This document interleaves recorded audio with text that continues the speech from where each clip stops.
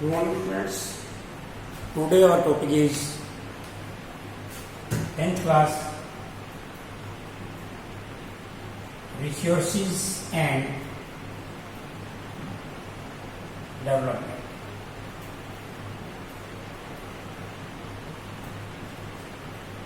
ये second part हमारा इसका है. इससे पहले हम एक पार्ट इसका कर चुके हैं. What is resources and how many types of resources. Natural resources, man-made resources, and we discussed about human resources. Human being also resources. Now we discussed about on the basis of ownership. On the basis of ownership, स्वामित्व के आधार कि owner कौन है. जैसे कुछ चीजें ऐसी होती हैं जिसके ऊपर पूरी सोसाइटी का कंट्रोल होता है. कुछ ऐसी होती हैं जो हमारी जो नेशनल इकोनॉमी है, नेशनल इकोनॉमी में इंपॉर्टेंट रोल प्ले करती हैं. And some are international resources. Now on the basis of ownership there we discussed about 4 types of resources. First, individual.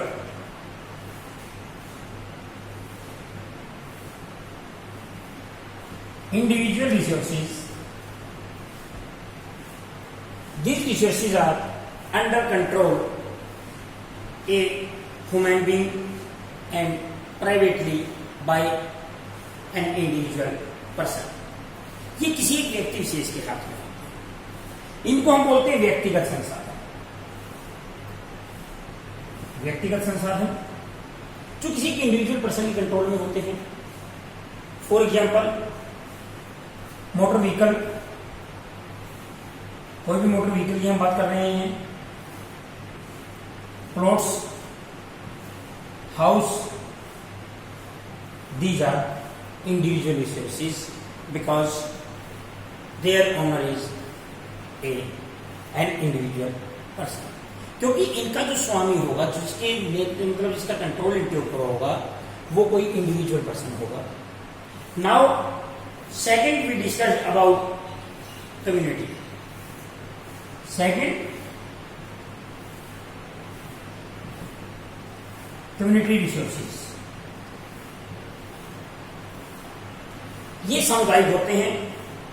These resources are under control, under the ownership of all the members of community. कि समाज में, समुदाय में जितने भी लोग रहते हैं, सभी लोगों का बराबर का अधिकार इनके ऊपर होता है. इनको हम कम्युनिटी रिसोर्सेज बोलते हैं. For example public park, roads, public sports, playgrounds, जितने भी आपके आसपास की अगर हम बात करते हैं, जैसे गवर्नमेंट स्कूल्स वगैरह होते हैं, आपके नियर अबाउट पार्क वगैरह होते हैं, कोई पिकनिक स्पॉट, कोई स्पेशली आप कहीं पर पिकनिक सेलिब्रेट करने जाते हैं. These resources are including community resources because these are under control all community. And these resources are used by society, by community. इसको सामुदायिक संसाधन हम बोलते हैं. इनको हम बोलते हैं सामुदायिक संसाधन, क्योंकि ये पूरे समुदाय के कंट्रोल में होते हैं. पूरा समुदाय जो हमारे आसपास का जो समाज हो रहा है, उसका बराबर का हिस्सा इसमें सभी का होता है. उसके बाद अगर हम बात करते हैं, थर्ड नंबर पर जो चीज आती है हमारी नेशनल रिसोर्सेज.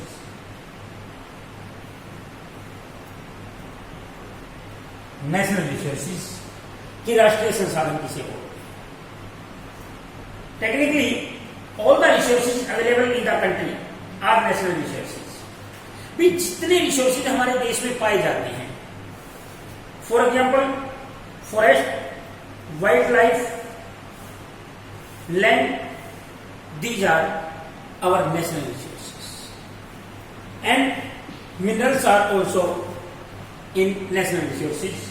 जो मिनरल्स होते हैं, खनिज पदार्थ जो होते हैं, वो भी नेशनल रिसोर्सेज में आते हैं।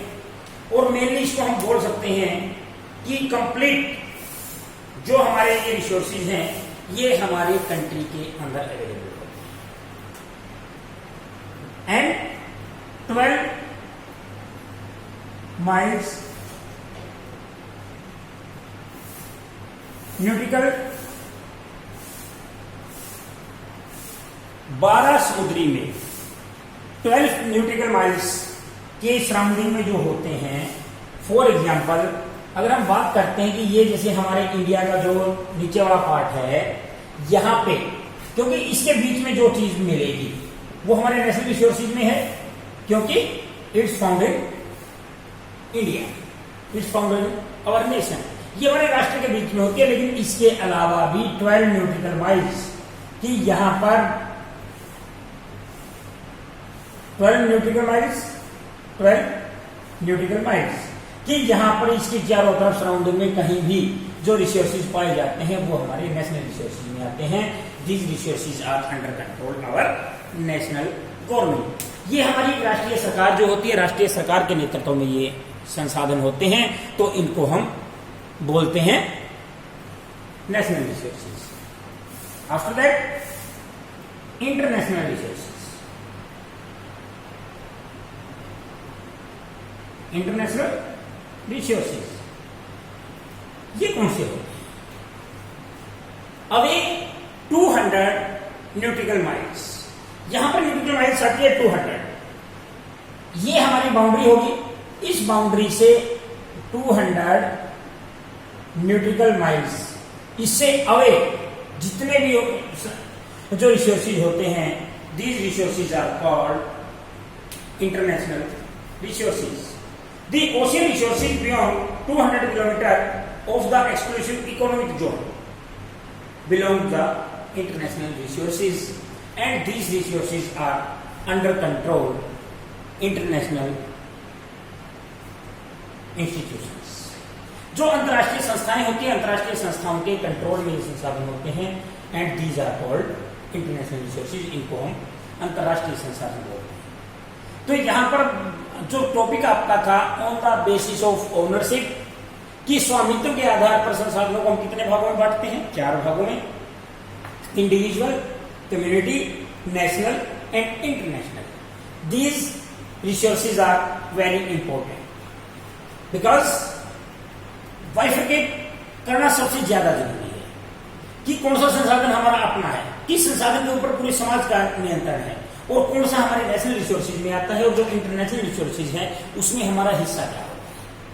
ये इंटरनेशनल रिसोर्सेज जो होते हैं, इनके ऊपर जितने भी इंटरनेशनल इंस्टीट्यूशंस होते हैं, for example UNO, other resources जो अदर इंस्टीट्यूशंस होते हैं उनके कंट्रोल में ये होते हैं। अवे 200 माइल्स, 200 न्यूट्रिकल माइल्स, इससे अवे जितने भी होते हैं वो सभी इंटरनेशनल रिसोर्सेज में शामिल होते हैं। उसके बाद हम बात करेंगे on the basis of the status of development, कि विकास के आधार पर, कि इसमें क्या हम पढ़ेंगे कि जो कुछ रिसोर्सेज ऐसे होते हैं जो डायरेक्ट हम एट प्रेजेंट यूज कर रहे हैं, कुछ रिसोर्सेज ऐसे होते हैं जिनको अभी तक डेवलप नहीं हुआ, कुछ पोटेंशियल होते हैं, कुछ डेवलप्ड होते हैं, stock and reserves.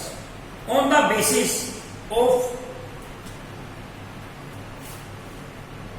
on the basis of status of development,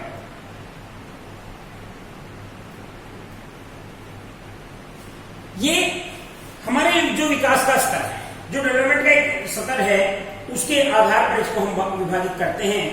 and first of all potential,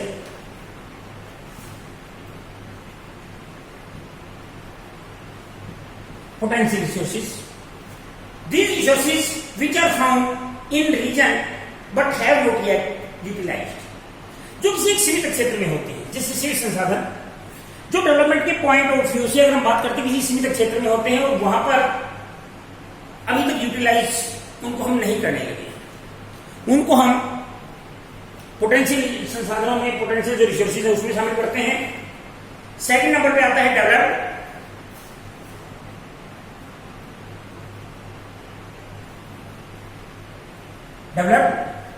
develop जो रिसोर्सेज होते हैं, these resources are surveyable and quality and quantity has been determined for utilisation, कि जिनको हम सर्वे कर चुके हैं उनकी क्वालिटी और क्वांटिटी ये निर्धारित है, हमें पता है कि कितनी है, और इसको अभी तक जो यूटिलाइजेशन के लिए बिल्कुल तैयार है। थर्ड नंबर पे आता है stock. These resources are the potential to satisfy human needs, but they do not have appropriate technology to access them. कि स्टॉक जो हमारे भंडार के जो संसाधन होते हैं, स्टॉक रिसोर्सेज, ये कौन सी होते हैं? ये वो संसाधन होते हैं जिनको डेवलप किया जा सकता है, जो हमारी डिमांड्स को फुलफिल कर सकते हैं, हमारी नीड्स को फुलफिल कर सकते हैं, लेकिन एट प्रेजेंट इनका प्रयोग नहीं हो रहा है। टेक्नोलॉजिकल पॉइंट ऑफ व्यू से हम इतने स्ट्रांग नहीं है। For example Gujarat and Rajasthan की वहां पर जो विंड व्हील है, पवन चक्कियां जो हैं, उनको इजीली हम प्रयोग कर सकते हैं। यहां पर उनको हम इजीली, जो विंड पावर है वहां पर उसको हम इजीली यूज कर सकते हैं, लेकिन टेक्नोलॉजिकल हम इतनी साउंड पोजीशन में नहीं है कि एट प्रेजेंट हम उनको उनको वो करें। वो भंडार में आते हैं, स्टॉक रिसोर्सेज में आते हैं, जो स्टॉक है, लेकिन at present technological lack of technology हम उनको यूज नहीं कर रहे हैं। एंड आफ्टर ऑल रिजर्व्स,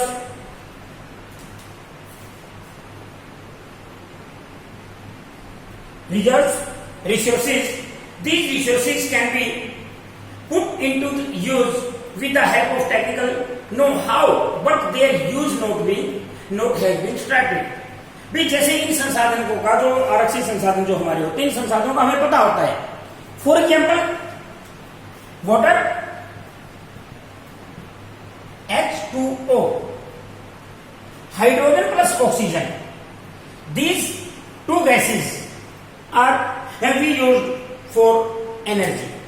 इनको हम ऊर्जा के रूप में यूज कर सकते हैं, हाइड्रोजन को भी ऑक्सीजन को भी, दोनों को हम यूज कर सकते हैं, लेकिन हमारे पास इतना टेक्निकल साउंड हम नहीं है कि टेक्नोलॉजी के पॉइंट ऑफ व्यू से हम इतने डेवलप नहीं हुए हैं कि हम इनको इजीली यूज कर सकें, या इन गैसेज को इससे वाटर से अलग करके दोबारा हम उसको यूज कर सकते हैं। These are called reserves. क्योंकि यहां पर अभी तक इतने डेवलप्ड हम नहीं हुए हैं। जैसे सौर ऊर्जा है, हमारी सोलर एनर्जी है, न्यूक्लियर एनर्जी है, and water resources, these are reserve resources. क्योंकि टेक्नोलॉजिकल साउंड पोजीशन में जब हम हो जाएंगे तो इन संसाधनों का हम इजीली प्रयोग कर सकते हैं। तो आज के लिए इतना ही। Good day and have a nice day.